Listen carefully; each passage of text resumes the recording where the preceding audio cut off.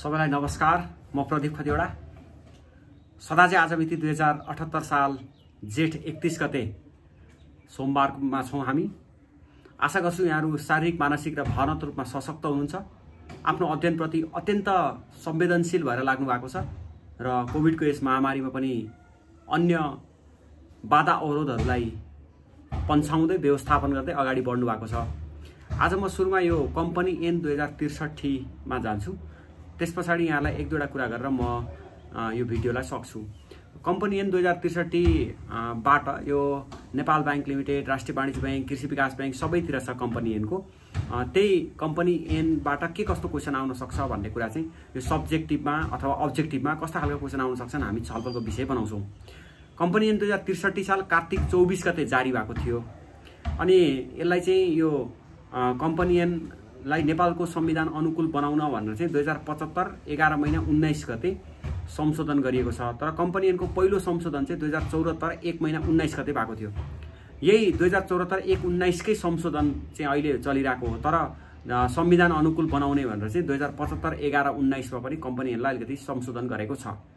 Company an किन ल्याउनु पर्यो त भन्दाखेरि चाहिँ यसको प्रस्तावनामा जानुपर्छ है। कम्पनी एन किन चाहियो, कम्पनी एन 2063 किन चाहियो भन्ने कुरामा सो आर्थिक उदारीकरणद्वारा उद्योग व्यापार र व्यवसाय क्षेत्रमा लगानी प्रवर्धन गरी मुलुकको आर्थिक विकासमा गतिशीलता ल्याउन तथा कम्पनीको संस्थापना, सञ्चालन, प्रशासनलाई अझ बढी सुगम, सरल र पारदर्शी बनाउन कम्पनी सम्बन्धी कानुनलाई व्यवस्थित गर्नका लागि चाहिँ यो कम्पनी एन 2063 ल्याएको। यसमा इम्पोर्टेन्ट जस्तो यहाँहरूले डेफिनेसन यो परिभाषा पनि पढ्नुपर्छ। त्यो परिभाषा चाहिँ अरू ब्याङ्किङ आन्सरहरू लेख्नलाई सहयोग गर्छ। तर परिभाषाबाट ठ्याक्कै यो जाँचमा क्वेसन चाहिँ आउँदैन। कम्पनी एनबाट क्वेसन आयो भने परिभाषा भन्ने सेक्सनबाट आउँदैन। परिच्छेद 2 मा कम्पनीको संस्थापना भन्ने छ। यो कम्पनीको संस्थापना भनेको इस्टाब्लिसमेन्ट अफ कम्पनी, जस्तो बाफियामा पनि त्यो व्यवस्था छ। त्यो कम्पनीको संस्थापना चाहिँ कसरी गर्न सकिन्छ भन्दाखेरि मुनाफाको उद्देश्य लिई कुनै उद्यम गर्न चाहने व्यक्तिले एक्लै वा अरूसँग सम्बद्ध भई प्रबन्ध पत्रमा उल्लेख भए बमोजिम एक वा एकभन्दा बढी उद्देश्य प्राप्तिका लागि कम्पनी स्थापना गर्न सक्छ भन्ने व्यवस्था छ। पब्लिक कम्पनीको स्थापनाका लागि कम्तीमा 7 जना संस्थापक हुनुपर्छ। कुनै पब्लिक कम्पनीले अर्को पब्लिक कम्पनी स्थापना गर्दा 7 जना संस्थापक आवश्यक नपर्न पनि सक्छ। एउटा कम्पनीले अर्को कम्पनी स्थापना गर्यो भने। अब कम्पनी स्थापनाका लागि निवेदन चाहिँ यो दफा 4 मा निवेदन दिने व्यवस्था छ। यसमा कम्पनीले दफा 3 बमोजिम कम्पनीको स्थापना गर्नुपर्ने भयो भने त्यसरी स्थापना गर्दाखेरि विद्युतीय माध्यमबाट कम्पनीको प्रस्तावित नाम स्वीकृतिका लागि कम्पनी रजिस्ट्रारको कार्यालयमा निवेदन दिनुपर्छ। यसरी नाम स्वीकृत भइसकेको जानकारी आइसकेपछि, विद्युतीय माध्यमबाटै आइसकेपछि अनि मात्रै त्यसमा प्रस्तावित कम्पनीको प्रबन्ध पत्र, नियमावली, पब्लिक कम्पनी भए संस्थापकहरू बीचको सम्झौता, प्राइभेट कम्पनी भए सर्वसम्मत सम्झौता रहेछन् त्यस्तो सम्झौताको प्रतिलिपि, कानुन बमोजिम कुनै खास व्यापार व्यवसायमा सञ्चालन गर्ने कम्पनी दर्ता गर्नु अघि कानुन बमोजिम पूर्व स्वीकृति, जस्तो ब्याङ्कले राष्ट्र ब्याङ्कबाट पूर्व स्वीकृति लिनुपर्यो त्यस्तो बीमाले बीमा समितिबाट, अनि नेपाली नागरिक संस्थापक भए नागरिकताको प्रमाणपत्र, विदेशी नागरिक भए कानुन बमोजिम नेपालमा लगानी वा व्यवसाय गर्न पाउने अनुमति पत्र, विदेशी व्यक्ति भए निजको मुलुकको नागरिकता, अनि विदेशी कम्पनी भए त्यसको प्रमाणित प्रतिलिपि, यो संस्थापनाको प्रमाणित प्रतिलिपि पनि चाहिन्छ। यति कागजात चाहिँ अपलोड गरिसकेपछि दफा 4 बमोजिम कम्पनी संस्थापनाका लागि निवेदन भएको रित पुग्छ। अब यसमा अरू चाहिँ जस्तो कम्पनी दर्ता गर्नुपर्ने भनेर दफा 5 मा व्यवस्था छ। यो निवेदन परेको मितिले 7 दिनभित्र दस्तुरले कम्पनी दर्ता गरी तोकिएको ढाँचामा निवेदकलाई प्रमाणपत्र दिनुपर्छ भनेको छ। यो एमसीक्यूमा यस्ता क्वेसनहरू ज्यादा आउँछ। 7 दिनभित्रमा तोकिएको दस्तुर लिएर जानकारी गराउनुपर्छ। अनि तोकिएको समयभित्र दर्ता नभएमा कार्यालयले प्रस्तावित कम्पनीलाई 3 दिनभित्र कारणसहित जानकारी गराउनुपर्छ। यदि दर्ता भयो भने 7 दिनभित्रमा त्यसले खबर गर्नु पर्यो, सम्बन्धित कम्पनीलाई जानकारी दिनु पर्यो। दर्ता भएन भने चाहिँ 3 दिनभित्रमा कारणसहित, के कारणले दर्ता भएन त्यो चाहिँ कारणसहित जानकारी गराउनुपर्छ भनेर दफा 5 मा यो व्यवस्था छ। दफा 6 मा यो कम्पनी रजिस्ट्रारको कार्यालयले दर्ता गर्न इन्कार गर्न सक्ने व्यवस्था छ है। अब इन्कार गर्ने चाहिँ के गर्ने भन्दा नाम वा ट्रेडमार्क नमिलेमा, प्रस्तावित कम्पनीको नाम वा उद्देश्य कानुन बमोजिम नभएमा, प्रस्तावित कम्पनीको नाम एन बमोजिम दर्ता खारिजमा परेको सूचीमा भए दामासाईमा परेको कम्पनीसँग नाम मिल्ने भएमा वा भ्रम सिर्जना हुने गरी मिल्दोजुल्दो भएमा चाहिँ यस्ता कम्पनीहरू स्थापना गर्न दिँदैन। बढीमा 5 वर्षसम्म कुनै कम्पनी दामासहीमा पर बन्द भएको रहेछ भने त्यसको नाममा अर्को कम्पनी खोल्न दिँदैन। यो चाहिँ कम्पनीमा यो रिजेक्सन हुने कारण। दफा 7 मा कम्पनी सङ्गठित संस्था हो भनेर चाहिँ कम्पनी अविछिन्न उत्तराधिकारीवाला एक स्वशासित र सङ्गठित संस्था हो भन्छ। कम्पनी चाहिँ अविछिन्न उत्तराधिकारी भनेको नेचुरल पर्सन हो भनेर दफा 7 ले भनेको छ। अब कम्पनीको आफ्नो नामबाट काहीँ कानुनी बमोजिम नालिस उजिर गर्नु पर्यो भने कम्पनीले आफ्नो नाम प्रयोग गर्न सक्छ। कम्पनीले व्यक्ति सरह करार गर्न सक्छ। यो सबै व्यवस्था चाहिँ दफा 7 मा छ।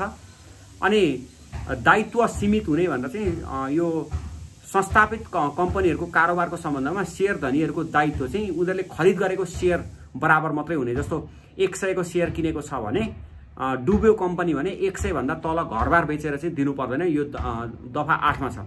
दफा 9 मा शेयर धनीहरूको संख्या छ। प्राइभेट कम्पनीमा शेयर धनीको संख्या 100 भन्दा बढी हुनु हुँदैन, बढीमा 100 हुनु पर्यो है। अनि यो पब्लिक कम्पनीमा चाहिँ शेयर धनीको संख्या कम्तीमा 7 जना र बढीमा जतिसुकै हुन सक्ने व्यवस्था छ। अब 10 मा कम्पनीले पालना गर्नुपर्ने शर्तहरू भन्ने छ। जस्तो आफ्नो सम्पूर्ण कारोबार कम्पनीको नाममा गर्नुपर्ने, प्राइभेट कम्पनीले अगाडि प्राइभेट लिमिटेड र पब्लिक कम्पनीले नामको पछाडि लिमिटेड लेख्नुपर्ने, अनि प्राइभेट कम्पनीले आफ्नो शेयर वा डिबेन्चर खुल्ला रूपमा बिक्री गर्न नहुने, प्रबन्धपत्र नियमावली वा सर्वसम्मत सम्झौतामा व्यवस्था गरेको कार्यविधि पूरा नगरी प्राइभेट कम्पनीले धितोपत्र शेयर धनीहरू बाहेक अन्यलाई धितोबन्धक वा कुनै किसिमको हक दिन नहुने, कम्पनीले साझेदारी वा प्राइभेट फर्म खोल्न नहुने, अनि यस्ता खालका व्यवस्थाहरू चाहिँ कम्पनीले पालना गर्नुपर्ने भनेको छ। अब पब्लिक कम्पनीको चुक्ता पुँजी कति हुने त भन्दाखेरि यो प्रचलित कानुनमा नेपाल सरकारले राजपत्रमा सूचना प्रकाशित गरेको कुनै खास कम्पनी जस्तो बैंक तथा वित्तीय संस्थाको केसमा त राष्ट्र बैंकले सूचना निकालेपछि उसले जति भनेको छ त्यति मात्रै हुने भयो। अन्यको हकमा चाहिँ पब्लिक कम्पनीको चुक्ता पुँजी कम्तीमा 1 करोड रुपियाँ हुनुपर्ने भन्ने व्यवस्था छ है। अब कम्पनी कम्तीमा 1 करोड रुपियाँ चुक्ता पुँजी हुनै पर्छ, त्यो दफा 11 को व्यवस्था। यी कुराहरू चाहिँ यो संस्थापनासँग सम्बन्धित छ। अब प्राइभेट कम्पनी पब्लिक कम्पनीमा कसरी रूपान्तरण हुन सक्छ भनेर पनि क्वेसन आउन सक्छ। प्राइभेट कम्पनी पब्लिक कम्पनी रूपान्तरण हुने वा पब्लिक कम्पनी प्राइभेट कम्पनीमा रूपान्तरण हुने अवस्थाहरू लेख्नुहोस् भनेर आउन सक्छ। प्राइभेट कम्पनी पब्लिक कम्पनीमा रूपान्तरण हुने अवस्था चाहिँ प्राइभेट कम्पनीको साधारण सभाले विशेष प्रस्ताव पारित गरी सो कम्पनीलाई पब्लिक कम्पनीमा परिणत गर्ने निर्णय गरेमा चाहिँ पब्लिक कम्पनीमा परिणत हुन्छ। तर पब्लिक कम्पनीको निमित्त चाहिँ ऐन बमोजिमको शर्त चाहिँ पूरा गरेको हुनुपर्छ। अब पब्लिक कम्पनी प्राइभेट कम्पनीमा जानका लागि चाहिँ पब्लिक कम्पनीको शेयर धनीको संख्या 7 जना भन्दा कम भएमा संख्या पुगेन भने पनि पब्लिक कम्पनी हुन सक्छ। अनि अघि दफा 11 मा जुन 1 करोड चुक्ता पुँजी भनेको छ, त्यो 1 करोड चुक्ता पुँजी पुर्याएन भने पनि यो पब्लिक कम्पनीमा स्वतः जान्छ। यो व्यवस्था छ। अब यसमा रजिस्ट्रारको काम कर्तव्य भनेर चाहिँ यो रजिस्ट्रार भनेको चाहिँ कम्पनीको प्रशासन गर्ने कर्तव्य भएको कम्पनी सचिव भनौँ वा रजिस्ट्रार, त्यसले चाहिँ कम्पनी सञ्चालन गर्ने जिम्मेवारी लिएको हुन्छ। त्यसले पालना गर्नुपर्ने व्यवस्थाहरू दफा 16 मा छ। यसमा अर्को एक इम्पोर्टेन्ट क्वेसन चाहिँ प्रबन्ध पत्र नियमावलीमा के कस्ता विवरणहरू समावेश गरेको हुन्छ भनेर आउन सक्छ। कम्पनी ऐन 2063 मा प्रबन्ध पत्र र नियमावलीमा के कस्ता विषयहरू उल्लेख गरेको हुन्छ भनेर आउन सक्छ। अब प्रबन्ध पत्रमा कम्पनीको नाम, कम्पनीको रजिस्टर्ड कार्यालय र ठेगाना, कम्पनीको उद्देश्य, कम्पनीले उद्देश्य प्राप्त गर्नका गरिने कामहरू, कम्पनीको अधिकृत पुँजीको अङ्क, कम्पनीले तत्काल जारी गर्ने शेयर पुँजीको अङ्क, कम्पनीको संस्थापकले चुक्ता गर्न कबुल रहेको अङ्क, कम्पनीको शेयरको किसिम, शेयर खरिद वा हस्तान्तरणको बन्देज, संस्थापकहरूले तत्काल लिन कबुल गरेको शेयर संख्या, शेयरको रकम भुक्तानीका शर्त, शेयर धनीहरूको दायित्व सीमित रहने, प्राइभेट कम्पनीको हकमा शेयर धनीहरूको अधिकतम संख्या, यस्तो विवरण चाहिँ यो दफा 18 बमोजिम प्रबन्ध पत्रमा खुलाउनु पर्छ। त्यसैगरी यो दफा 20 अनुसार नियमावलीमा खुलाउनु पर्ने चाहिँ कम्पनीको साधारण सभा बोलाउने तरिका, सभाले दिनुपर्ने सूचनाहरूको सम्बन्धी कुराहरू, साधारण सभाका कार्यविधि, सञ्चालकको संख्या, वैकल्पिक सञ्चालकहरूको व्यवस्था वा सो र सञ्चालकको कार्यकाल, साधारण सभा तथा सञ्चालक समितिको निर्णयको अभिलेख र त्यसको प्रतिलिपि, कुनै व्यक्तिले कम्पनीको सञ्चालक नियुक्त हुन शेयर लिनुपर्ने भए न्यूनतम शेयर संख्या, पब्लिक कम्पनी भए स्वतन्त्र सञ्चालकको योग्यता र संख्या, शेयर धनी बाहेकको कुनै व्यावसायिक व्यक्तिलाई सञ्चालक नियुक्ति गर्ने भए निजको संख्या, कार्यकाल, योग्यता र नियुक्ति प्रक्रिया, सञ्चालक समिति र प्रबन्ध सञ्चालकहरूको अधिकार र कर्तव्य, सञ्चालकहरूको अख्तियार र अख्तियारीको प्रत्यायोजन, सञ्चालक समितिको बैठकको गणपूरक संख्या, शेयरमा लिएन रहेका कुराहरू, विभिन्न वर्गका सेयर त्यस्ता सेयरमा निहित हक अधिकारहरू, सेयर बापतको रकम भुक्तानीको माग गर्ने र सेयर जफत सम्बन्धी व्यवस्था, सेयर हस्तान्तरण सम्बन्धी व्यवस्था, सेयर पुँजी घटबड भए सो कुरा, कम्पनीले आफ्नो सेयर आफै खरिद गर्ने भए सोको व्यवस्था, कम्पनी सचिवको नियुक्ति, सञ्चालकको पारिश्रमिक र भत्ता, आफ्नो कारोबारको छाप प्रयोग गर्न कम्पनीको छाप प्रयोग गर्ने, कम्पनीको लेखा हिसाब किताब र लेखा परीक्षण, ऋण तथा डिबेन्चर उठाउन सक्ने, अनि कम्पनी गाभिने विषयहरू यो चाहिँ नियमावलीमा हुनुपर्छ। यो जाँचमा आउन सक्ने अर्को क्वेसन हो। प्रबन्ध पत्र र नियमावलीमा के कस्ता कुराहरू उल्लेख गरेका छन् भनेर चाहिँ यहाँलाई जाँचमा आउन सक्छ, अथवा प्रबन्ध पत्र र नियमावली मा के कस्ता कुराहरू राख्ने समावेश गर्ने भनेर आयो भने यही। अब सेयरको अंकित मूल्य भनेको चाहिँ प्राइभेट कम्पनीको सेयरको अंकित मूल्य नियमावलीमा तोके बमोजिम, अनि पब्लिक कम्पनीको सेयरको अंकित मूल्य चाहिँ प्रति सेयर 50 रुपैयाँ वा 10 अंकले भाग जाने सोभन्दा बढी अंकले हुन आउने प्रबन्ध पत्र र नियमावलीमा व्यवस्था भएको रकम भनेको छ। पब्लिक कम्पनीले प्राय 100 रुपैयाँमा सेयर इस्यु गर्छ, त्यो भनेको 50 रुपैयाँले भाग आउने, 50 रुपैयाँ प्रति सेयर वा 10 अंकले भाग जाने भनेर चाहिँ दफा 27 मा यो कुरा उल्लेख गरेको छ। अब पब्लिक कम्पनीको सेयर खरिदको लागि दरखास्त आह्वान गर्दा प्रति सेयरको अंकित मूल्यको 50% भन्दा बढी रकम दरखास्त साथ माग गर्नु हुँदैन भनेको छ। तर कम्तीमा 3 वर्ष अघि सञ्चालन रहेको कम्पनीले चाहिँ पुँजी उठाउँदा यो कम्तीमा 50% भन्ने व्यवस्था लागू हुँदैन भनेको छ। 3 वर्ष कटिसकेपछि चाहिँ 100 रुपैयाँको सेयर आइपिओ जारी गर्यो भने 100 रुपैयाँ नै माग गर्न सक्छ भन्ने व्यवस्था हो यो। अब सेयरको बाँडफाँड भनेर दफा 28 सम्बन्धी व्यवस्था छ। पब्लिक कम्पनीले सेयर खरिदका लागि सर्वसाधारण समक्ष दरखास्त आह्वान गरेमा सेयर निष्कासन बन्द भएको मितिले 3 महिनाभित्र सेयरको बाँडफाँड गरिसक्नुपर्नेछ भन्ने व्यवस्था छ। अनि सार्वजनिक निष्कासन गरेको सेयरको कम्तीमा 50% सेयर खरिद गर्ने बारेमा प्रत्याभूति सम्झौता नभएको अवस्थामा सार्वजनिक निष्कासन गरिएको जम्मा सेयरको 50% सेयर बिक्री हुन नसक्ने भएमा सेयर बाँडफाँड गर्नु हुँदैन भनेको छ। 50% आधा पनि सेयर चाहिँ बजारले किनेन भने त्यस्तो अवस्थामा सेयर बाँडफाँड गर्नु हुँदैन भनेको छ। अब यसमा यो सेयर बाँडफाँड सम्बन्धी व्यवस्था यिनै हो। यहाँबाट जाँचमा क्वेसन त्यति धेरै इम्पोर्टेन्ट छैन। अनि अर्को यसमा जान्नुपर्ने चाहिँ सञ्चालक समिति सम्बन्धी व्यवस्था हो। अब सञ्चालक समितिको व्यवस्था बाफियामा पनि इम्पोर्टेन्ट छ, कम्पनी एनमा पनि त्यहाँबाट जाँचमा क्वेसन आउन सक्छ। अर्को यसमा सेयर डिबेन्चरको लागत भनेर चाहिँ वार्षिक साधारण सभा हुनुहुँदा 21 दिन अगाडि नै यो सेयर डिबेन्चर र ऋणको लागत छुट्याउनु पर्छ। यसमा चाहिँ कम्पनीको अधिकृत पुँजी र सेयर संख्या, जारी गरेको पुँजी, कम्पनीको चुक्ता पुँजी, सेयर पछि माग भएको रकम, किस्ता असुल भएको रकम, असुल हुन बाँकी रहेको रकम, यस्तो खुलाएर चाहिँ सेयर डिबेन्चर र ऋणको लगत निकाल्नुपर्छ। लगत भनेको रेकर्डिङ गर्नुपर्छ भन्छ। यो दफा 51 मा भएको व्यवस्था हो। सेयर पुँजीको हेरफेर गर्ने कम्पनीको अधिकार भनौँ भने चाहिँ कम्पनीले उपयुक्त ठानेमा रकमको नयाँ सेयर सिर्जना गरी कम्पनीको अधिकृत पुँजी वृद्धि गर्न सक्छ। अनि कम्पनीले सबै वा केही सेयरलाई अंकित मूल्यभन्दा बढी वा घटीमा सेयर निष्कासन गर्न सक्छ भनेको एफपीओ यो फर्दर अफरिङ गर्न सक्छ भन्ने खोजेको।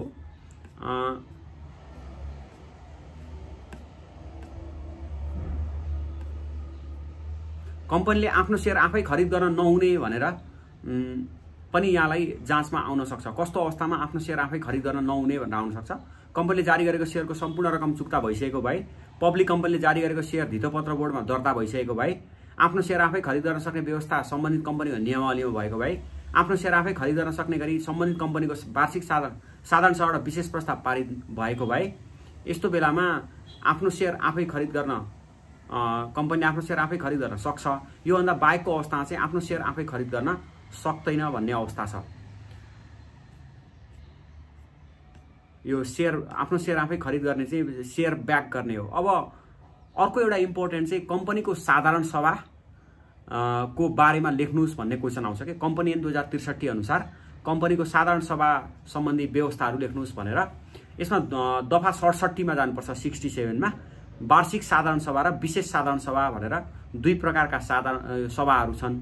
यसमा यो साधारण सभा र विशेष सभा भनेर दुईटा, जस्तो साधारण सभाको अधिकार के अनि विशेष सभाको अधिकार के भनेर त्यो चाहिँ जाँचमा आउन सक्ने क्वेसन हो।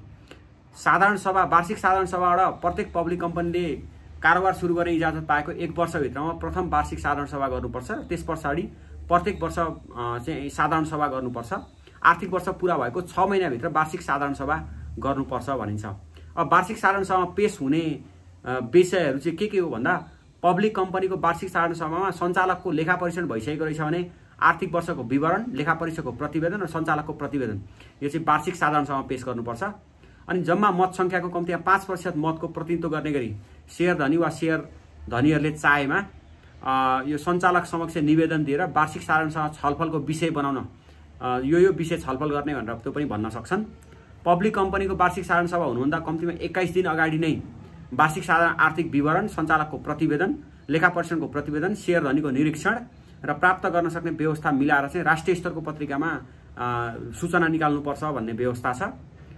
अब यो वार्षिक साधारण सभामा लेखा परीक्षकको प्रतिवेदन, वार्षिक आर्थिक विवरण र सञ्चालकको प्रतिवेदन कुनै शेयर धनीले माग गर्न आएमा कम्पनीले त्यस्तो शेयर धनीलाई प्रतिवेदन उपलब्ध गराउनुपर्छ भनेको छ। अनि यो शेयर धनीलाई बाँडिने मुनाफाको सम्बन्धमा निर्णय गर्दा मुनाफाको दर सञ्चालक समितिले निर्धारण गरेको दर भन्दा बढी हुने गरी निर्णय गर्न सकिँदैन, यो वार्षिक साधारण सभाले सक्दैन भन्ने छ। अब विशेष साधारण सभा पनि यहाँलाई त्यो के व्यवस्था छ विशेष साधारण सभामा भनेर जाँचमा आउन सक्छ। विशेष साधारण सभाको व्यवस्था दफा 82 मा छ। यो आवश्यक देखेमा कम्पनीले सञ्चालक समितिले विशेष साधारण सभा बोलाउन सक्छ। कम्पनीको हिसाब किताब जाँचबुझ गर्दा कुनै कारणले विशेष साधारण सभा बोलाउन आवश्यक देखेमा लेखा परीक्षकले त्यस्तो सभा बोलाउनका लागि सञ्चालक समितिलाई अनुरोध गर्छ र त्यसका लागि यो सञ्चालकले विशेष साधारण सभा बोलाउन सक्छ। अब कम्पनीको चुक्ता पुँजीमा कम्तीमा 10% शेयर लिने शेयर धनी वा शेयर धनीको संख्याहरूले कम्तीमा 25% शेयर धनीहरूले कारण खुलाई विशेष साधारण सभा बोलाउन माग गरेमा त्यस्तो माग गरेको मितिले 30 दिन भित्रमा विशेष साधारण सभा बोलाउनु पर्छ भनेको छ। अब विशेष साधारण सभाले विशेष प्रस्तावहरू के गर्न सक्छ त भन्दाखेरि कम्पनीको अधिकृत पुँजी बढाउने, कम्पनीको शेयर पुँजी घटाउने वा हेरफेर गर्ने, कम्पनीको नाम र उद्देश्य परिवर्तन गर्ने, एउटा कम्पनी अर्को कम्पनीमा गाभिने विषय, बोनस शेयर जारी गर्ने विषय, कम्पनीले आफ्नो शेयर आफै खरिद गर्ने विषय, डिस्काउन्टमा शेयर बिक्री गर्ने विषय, प्राइभेट कम्पनी पब्लिक कम्पनीमा वा पब्लिक कम्पनी प्राइभेट कम्पनीमा परिणत हुने विषय चाहिँ विशेष साधारण सभामा छलफल गर्नुपर्छ। अब अर्को एउटा महत्त्वपूर्ण विषय चाहिँ दफा 86 मा 86 मा सञ्चालक समिति सम्बन्धी व्यवस्था छ। सञ्चालक समितिको संख्या भनेर प्राइभेट कम्पनीको सञ्चालकहरूको नियुक्ति र निजको संख्या नियमावलीमा व्यवस्था भए बमोजिम हुनेछ। तर सञ्चालकहरूको संख्या 11 जना भन्दा बढी राख्न पाइँदैन भन्छ प्राइभेट कम्पनीको हकमा। अब पब्लिक कम्पनीमा चाहिँ कम्तीमा 3 जना, बढीमा 11 जनासम्म सञ्चालक भएको सञ्चालक समिति बढाउन सक्छ। महिला शेयर धनी रहेको पब्लिक कम्पनीको सञ्चालक समितिमा कम्तीमा 1 जना महिला सञ्चालक हुनुपर्छ भनेको छ। अब यसरी सञ्चालक समितिको नियुक्ति चाहिँ प्रथम वार्षिक साधारण सभा नभएसम्म सञ्चालकको नियुक्ति संस्थापनहरूद्वारा, वार्षिक साधारण सभाद्वारा नियुक्त गरिएको सञ्चालकको पद कुनै बेहोराले रिक्त भएमा सो रिक्त स्थानमा सञ्चालक समितिले अर्को सञ्चालक नियुक्ति गर्न सक्छ। तर वार्षिक साधारण सभा भएको छ भने वार्षिक साधारण सभाबाट सञ्चालकहरूको नियुक्ति भएको हुन्छ। सञ्चालक हुनका लागि लिनुपर्ने शेयर चाहिँ कुनै कम्पनीको सञ्चालक नियुक्ति हुनका लागि सो कम्पनीको नियमावलीमा कुनै शेयर संख्या तोकिएको भए सो बमोजिमको शेयर सञ्चालक हुने व्यक्तिले लिएको हुनुपर्छ। त्यसरी नतोकिएकोमा कम्तीमा 100 शेयर लिएको हुनुपर्छ। कम्तीमा 100 शेयर छ भने मात्रै सञ्चालक हुन पाउँछ। सञ्चालकको पदमा बहाल हुन नसक्ने अवस्था चाहिँ पब्लिक कम्पनीको हकमा 21 वर्ष उमेर नपुगेको, मगज बिग्रेको वा बौलाएको, दामासाईमा परि 5 वर्ष अवधि नभएको, भ्रष्टाचार वा नैतिक पतन देखिने गरी अन्य कसुरमा सजाय पाएको, यसले चाहिँ सञ्चालक हुन पाउँदैन। अर्को यसमा इम्पोर्टेन्ट भनेको सञ्चालक समितिको काम कर्तव्य अधिकार हो। अब सञ्चालकको कार्यकाल यो कोही बेला सर्ट नोटमा आउन सक्छ भनेको मल्टिपल चोइसमा आउन सक्छ। पब्लिक कम्पनीको सञ्चालकको कार्यकाल नियमावलीमा उल्लेख भए बमोजिम बढीमा 4 वर्ष हुन्छ। प्राइभेट कम्पनीहरूको सञ्चालक चाहिँ नियमावलीमा व्यवस्था भए बमोजिम हुन्छ। अनि नेपाल सरकार वा संगठित संस्थाले नियुक्ति गरेको हो भने चाहिँ संस्थाको इच्छा अनुसार पदमा बहाल रहन सक्छ। सञ्चालकको यो सञ्चालक समितिको काम कर्तव्य अधिकार पनि इम्पोर्टेन्ट छ। सञ्चालक समितिको काम कर्तव्य अधिकार दफा 95 मा छ। कम्पनी ऐन र नियमावलीमा लेखेका कुराहरू र साधारण सभाको निर्णयमा अधीनमा रहेर कम्पनीको सम्पूर्ण कारोबारको व्यवस्थापन, अधिकारहरूको प्रयोग र कर्तव्यको पालना सञ्चालकहरूको सामूहिक रूपमा सञ्चालक समिति मार्फत हुनेछ भनेको छ। यो सञ्चालक समिति ले जस्तो प्राइभेट कम्पनीको प्रबन्धन नियमावली वा सर्वसम्मत सम्झौतामा उल्लेख भए बमोजिम कम्पनी मार्फत सञ्चालकले लिन पाउने लाभका सम्बन्धमा मनासिब व्यवस्था गर्न, अनि प्रबन्धपत्र नियमावलीमा भएका व्यवस्थाहरू पालना गराउन, कम्पनीको सञ्चालक वा प्रतिनिधिको हैसियतमा काम गर्ने व्यक्तिले आफ्नो अधिकार क्षेत्र नाघी कुनै कारबाहीबाट कम्पनीलाई पुग्न गएको हानि नोक्सानी छ भने कम्पनीले असुल उपर गरी लिन सक्नेछ। यस्ता कुराहरू चाहिँ कम्पनीको सञ्चालक समितिको अधिकारभित्र पर्छ। अब सञ्चालक समितिले सेयरधनीको सेयर बाबत बुझाउन रकम भुक्तानीको माग गर्ने अधिकार छ। यसलाई डिबेन्चर जारी गर्ने अधिकार छ। डिबेन्चर बाहेक अन्य तरिकाबाट ऋण सापट्टि लिने अधिकार छ। कम्पनीको कोषमा रहेको रकम लगानी गर्ने अधिकार छ अनि ऋण दिने अधिकार छ। यो चाहिँ कम्पनीको सञ्चालक समितिको अधिकार। अब कम्पनी ऐनबाट अरू क्वेसनहरू जस्तो सञ्चालक भएपछि अरू क्वेसनहरू चाहिँ यो कम्पनीको लेखा सम्बन्धी अलि इम्पोर्टेन्ट छ। कम्पनीको लेखा सम्बन्धी कस्तो व्यवस्था छ भनेर दफा 108 मा जानु होला। कम्पनीले आफ्नो लेखा नेपाली वा अङ्ग्रेजी भाषामा रितपूर्वक राख्नुपर्नेछ भनेको छ अनि दोहोरो लेखा प्रणालीमा आधारित हुनुपर्ने भनेको छ। कम्पनीको कारोबार यथार्थ रूपमा स्पष्ट रूपमा प्रतिबिम्बित हुने गरी राख्नुपर्ने भनेको छ। अनि एकाउन्टिङ स्ट्यान्डर्ड यो आइक्यानले जारी गरेको एकाउन्टिङ स्ट्यान्डर्ड अनुसार हिसाब किताब राख्नुपर्ने भन्ने व्यवस्था छ। कार्यालयले स्वीकृति दिएको बाहेक कम्पनीको लेखा कम्पनीको रजिस्टर्ड कार्यालय बाहेक अन्यत्र राख्न सकिने छैन भन्ने व्यवस्था छ।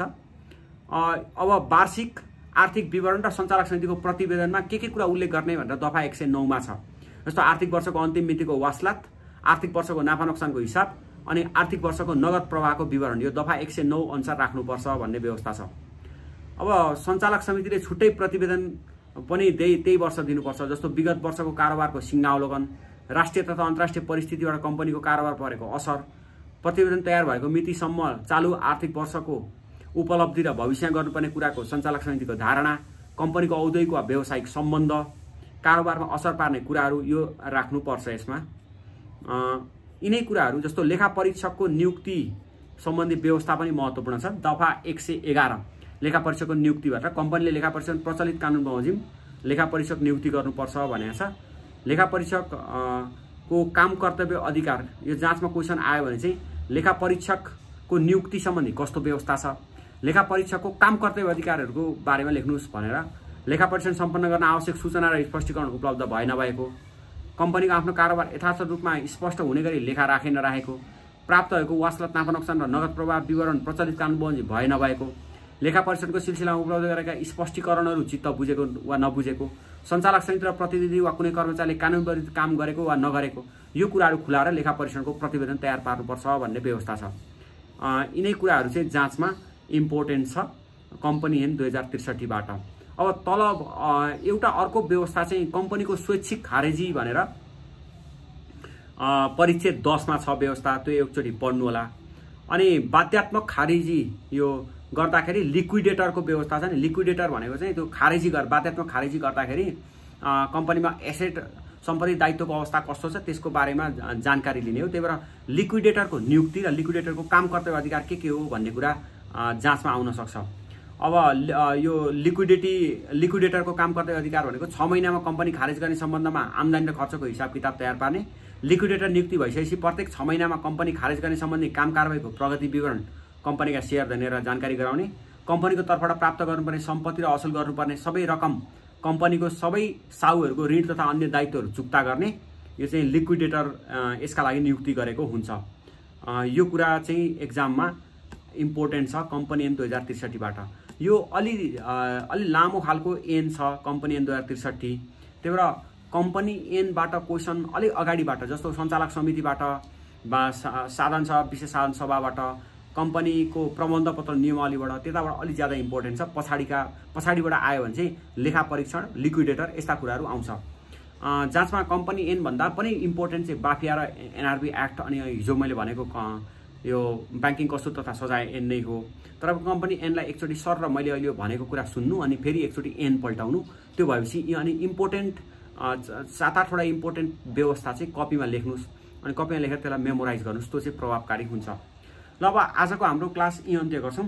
सम्भवतः आजदेखि आज मैले अस्तिदेखि भनेको थिएँ जेठ अन्तिमदेखि चाहिँ म यो भिडियोहरू अब विकली आउन सक्छ वा मसँग समय भयो भने म अपलोड गर्न सक्छु।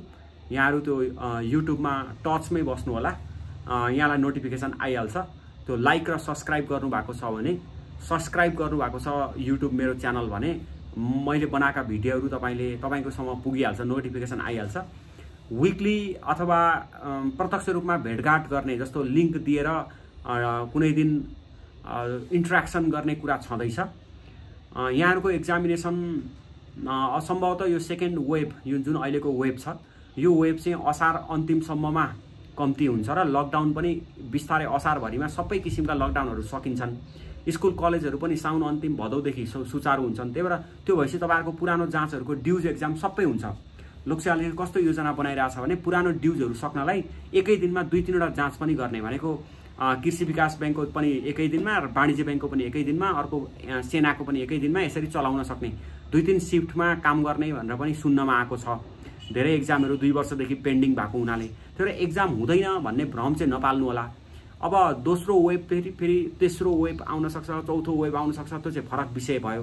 तर लोकसेवाले जब स्कुल कलेजहरूमा बसेर एक्जाम दिन सक्ने वातावरण बन्छ तब उसले एकदमै छिटो एक्जाम लिन्छ। अब पदाधिकारीहरू पनि सम्भवतः असार 9 गतेतिर नियुक्त हुन्छन्, शपथ ग्रहण हुन्छ जस्तो लाग्छ मलाई 9 गते 10 गतेतिर। अब पदाधिकारीहरू गइसकेपछि पदाधिकारीहरूको मुख्य काम नै अब पेन्डिङ रहेको एक्जामिनेसनहरू सञ्चालन गर्ने हो। अब पेन्डिङ रहेको एक्जामिनेसनहरू ब्याङ्किङका, अब अहिले राष्ट्रिय वाणिज्य ब्याङ्कमा हिजो पनि सिओले भन्दै हुन्थ्यो कर्मचारी अभावले ठुलो यो दुःख पाइसक्यो कि वाणिज्य ब्याङ्कले, त्यही भएर ठुलो सङ्ख्यामा वाणिज्य ब्याङ्कको कर्मचारीहरू रिक्रुटमेन्ट हुन्छ। कृषि विकास बैंकमा पनि कर्मचारी अभाव छ। नेपाल बैंकले त समहाउ म्यानेज गरेको छ, यद्यपि नेपाल बैंकमा पनि त्यो समस्या छ। त्यो भएको हुनाले यी ब्याङ्कहरूमा ठुलो सङ्ख्यामा कर्मचारीको अभाव छ। निजामतीमा पनि 2 वर्षदेखि पेन्डिङ छ एक्जामहरू। संस्थानहरूको पनि अवस्था त्यही हो। त्यही भएर सबैतिरको एक्जाम चाहिँ अब धमाधम हुने, सबैतिरको एक्जाम एकैचोटि हुन थाल्छ। शिफ्टमा एक्जाम गऱ्यो भने 1-1.5 महिनामा सबैको एक्जाम सकिहाल्छ वा 2-3 महिना सबैको एक्जाम सकिहाल्छ। र आरबिबीले नयाँ भ्याकेन्सी पनि सम्भवतः दसैँ पछाडि निकाल्छ यो भन्ने मलाई विश्वास लागेको छ। तर तपाईँहरूले पढ्न चाहिँ नछाड्नुहोस्। पढियो भने नाम निस्किन्छ। अब पढेरै हो नाम निकाल्ने, तर पढ्दाखेरि कस्तो गर्नुहोस् भने यसो लेखेर पनि प्र्याक्टिस गर्नुहोस्। 40% पढ्नु भने 40% अथवा 50-60% पढ्नु भने 20% लेख्ने, 20% सोच्ने काम गर्नु भने त्यसले अझै स्पेसिफिक बनाउँछ तपाईँको नलेजलाई। ठ्याक्कै अब रिसोर्सेस चाहिँ एकदमै प्राइमरी रिसोर्सेस जस्तो एन पढ्नु भने वेबसाइटबाटै डाउनलोड गर्नु होइन, सिलेबस अगाडि राखेर सिलेबसको आधारमा संक्षिप्त नोट बनाउनु। अब तपाईँलाई पढ्नका लागि क्लासहरू लिनुपर्छ भने अब अहिले अनलाइन क्लासहरू पनि छँदैछ, स्मार्ट जीके लगायत अनलाइन क्लास पनि छँदैछ। त्यही भएर के गर्दा चाहिँ तपाईँलाई बेटर हुन्छ त्यो गर्नु, तर एक्जाम चाहिँ हुन्छ, एक्जाममा चाहिँ पास हुने गरी प्रेजेन्टेसन गर्नुपर्छ। यिनै कुराहरूको चर्चा गर्दै अब आगामी दिनमा हामी आगामी भेटघाट गर्ने नै छौँ। सम्भवतः अब असार 1 गते भोलिदेखि चाहिँ मैले नयाँ भिडियो प्रत्येक दिन बनाउने भिडियो चाहिँ बनाउँदिनँ। त्यसले मलाई ठुलो एउटा समय नष्ट गरिरहेको छ। मेरो आफ्नै पनि प्रतिबद्धता कमिटमेन्टहरू छन्। अब अफिसको कमिटमेन्ट पनि बढ्छ, यता बिहान बेलुका पढ्ने पढाउने कुराहरू पनि छँदैछ। तपाईँहरूलाई सबै कुरा थाहा छैन, अब यहाँ भनिरहनु पर्दैन। त्यही भएर भेटघाट हुन्छ, म सम्भव भएसम्म भिडियोहरू बनाउँछु। तर तपाईँले पनि आफ्नो प्रयत्नलाई एकदमै उच्च प्राथमिकताका साथ अगाडि बढाउनु होला। र मुख्य कुरा मैले निष्कर्षमा भन्नुपर्दा चाहिँ तपाईँ शारीरिक रूपमा सक्षम हुनुहोस्, अलिकति स्वस्थ हुनुहोस्, तन्दुरुस्त हुनुहोस्। मानसिक रूपमा स्टेबिलिटी बनाउँछ, त्यसले मानसिक रूपमा अलिक शक्तिशाली बनाउँछ, अनि भावनात्मक रूपमा सन्तुलन बनाउँछ। यो 3टा कुरामा मिलेपछि त मान्छे सफल भइहाल्छ नि, मान्छे अगाडि बढिहाल्छ नि। त्यही भएर अगाडि बढ्ने कुराहरू चाहिँ यो हो, अगाडि बढ्ने प्रयत्न गर्नु होला। युवा कालमा नै हो अगाडि बढ्ने पनि, र युवा कालमा नै हो समस्यामा फस्ने पनि है। कोही यो कुलतमा छ होइन, नसामा होला, स्मोकिङ गर्छ होला, कोही प्रेममा फस्या होला, कोही यस्तै केही नाजायज काममा अथवा यस्तै कुनै गलत कर्ममा फस्या होला। त्यसले गर्दाखेरि सही मार्गमा लाग्न नसक्दाखेरि चाहिँ जीवनमा पछि पश्चाताप बाहेक केही हुँदैन कि। तपाईँ अहिले 24, 25, 28, 29 वर्षको हुनुहुन्छ होला। अब 2-4 वर्ष पछाडि, 8-10 वर्ष पछाडि फर्केर हेर्दाखेरि पश्चाताप बाहेक केही गर्न सकिँदैन कि। त्यही भएर जीवनमा पश्चाताप नगर्ने हो भने चाहिँ सही समयमा सही कर्म गर्नुपर्छ, पढ्नुपर्छ। यही अहिले 20, 21, 22, 25 कै उमेरमा हो मेहनत गर्ने।